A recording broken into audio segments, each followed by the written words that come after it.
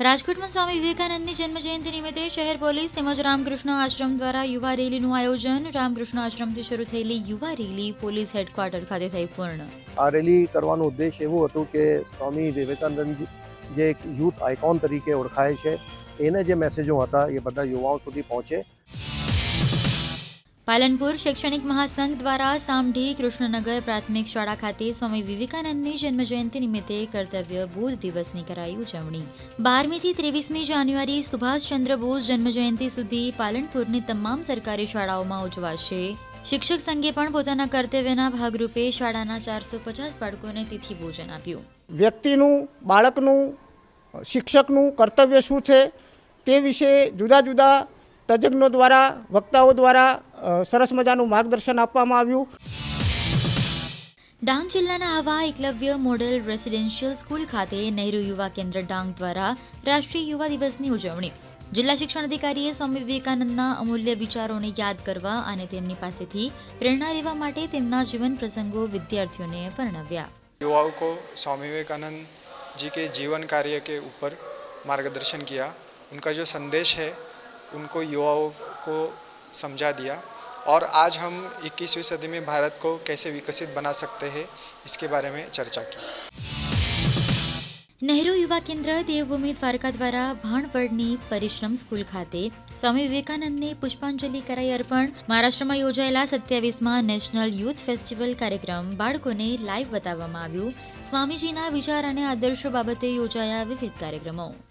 કોઈ પણ બાળક 18 વર્ષની ઉપર સુધી ન હોય તો તેને બાઇક ચલાવવા ન દેવી અને તમે પણ બાઇક ચલાવતો હો તો બાઇક ચલાવતી વખતે પૂરેપૂરો સલામતી અને ધ્યાન રાખવું જરૂરી છે।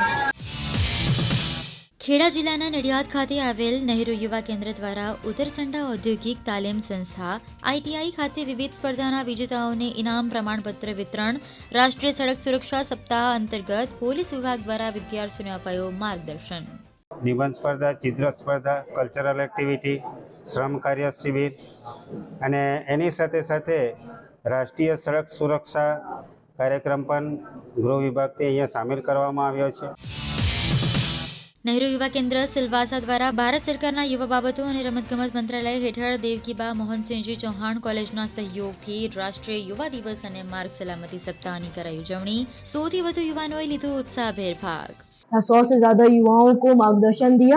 इसके अलावा नेहरू युवा केंद्र 12 जनवरी से 19 जनवरी तक अनेक कार्यक्रम का आयोजन कर रहा है, जिसमें कॉम्पिटिशन्स, कल्चर परफॉर्मेंस, स्पोर्ट्स, स्वच्छता, ट्री प्लांटेशन आदि कार्यक्रम का आयोजन कर रहा है। કેન્દ્ર શાસિત પ્રદેશ દમણમાં નહેરુ યુવા કેન્દ્ર દ્વારા રાષ્ટ્રીય યુવા દિવસની કરાઈ ઉજવણી। યુવાઓને રોડ સેફટી વિષય જાગૃતતા લાવવામાં આવી। કાર્યક્રમમાં સાર્વજનિક શાળા સહિત એન્જિનિયરિંગ કોલેજના વિદ્યાર્થીઓ રહ્યા હાજર। राष्ट्रीय युवा स्वयंसेवक और जो भी अन्य युवा हैं जिले के, उनको हम रोड सेफ्टी वीक की ट्रेनिंग देंगे रोड सेफ्टी के लिए, और वो बाद में ट्रैफिक पुलिस के साथ में अलग अलग जगह पे जिले में डिप्लॉय किए जाएंगे। સાબરકાંઠાના ઈડર કોલેજ ખાતે ભાજપ પ્રદેશ દ્વારા એક વિશેષ કાર્યક્રમ યોજાયો। ઈડર પ્રદેશ સહિત સમગ્ર જિલ્લામાંથી મોટી સંખ્યામાં યુવતીઓ રહી હાજર।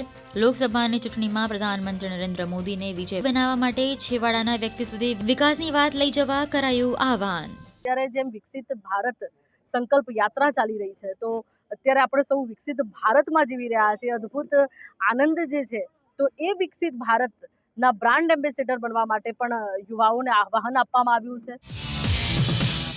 આણંદની સરદાર પટેલ સરદાર યુનિવર્સિટી ખાતે કુદરતી ખેતી, પાક ઉત્પાદન અને બજાર વ્યવસ્થાપન અંગે જિલ્લા કક્ષાનો યોજાયો સેમિનાર। Gujarat university of natural agricultural science Halol અને agro economic resource centre Anand દ્વારા કરાયું આયોજન। કાઉબેરી બ્રાન્ડ કરીને એક જે સંસ્થા છે, તેઓ આપણા જે પ્રાકૃતિક કૃષિ ખેતી કરે છે જે ખેડૂતો, એમને ફાર્મ પ્રમાણિત કરવાથી માંડી અને બજાર ભાવ પણ MSPથી 30થી 50% વધારે આપવાની શરતે આજે ખેડૂતો સાથેની એક બેઠકનું આયોજન છે। ભારતીય કૃષિ અનુસંધાન પરિષદ, કૃષિ વિજ્ઞાન કેન્દ્ર, મંગલ ભારતી અને નાબાર્ડના સંયુક્ત ઉપક્રમે આંતરરાષ્ટ્રીય મિલેટ્સ વર્ષની ઉજવણી। મોટી સંખ્યામાં ખેડૂતો અને આંગણવાડી કાર્યકર બહેનો ઉપસ્થિત રહી મિલેટ્સ ધાન્ય પાકોની ખેતી અને તેનાથી જળવાતી તંદુરસ્તી અંગે અપાઈ જાણકારી।